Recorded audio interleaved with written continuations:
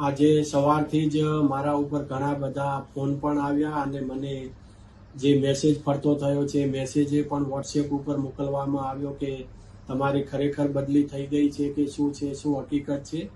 તો મેં એ પણ જવાબ આપ્યો છે કે કોઈ પણ પ્રકારની બદલી કરવામાં આવેલી નથી. અને આ જે મેસેજ જે ખાસ કરીને સોશિયલ મીડિયા અને વોટ્સએપના માધ્યમથી જે સર્ક્યુલેટ કરવામાં આવેલો છે મેસેજ, એ તદ્દન પાયાવિહોણો અને તદ્દન ખોટો છે. અને એ મેસેજમાં જે હકીકત દર્શાવવામાં આવેલી છે કે એચ.જે. સોલંકી એ ચોટીલાના એસડીએમ તરીકે આવ્યા છે અને એચ.ટી. મકવાણાની અન્યત્ર બદલી થઈ ગઈ છે, તદ્દન પાયાવિહોણો મેસેજ છે.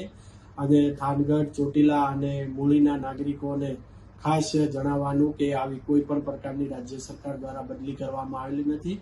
આ ફક્ત ને ફક્ત ગેરમાર્ગે દોરવા માટે અસામાજિક તત્વો દ્વારા મેસેજ સર્ક્યુલેટ કરવામાં આવી રહ્યો છે.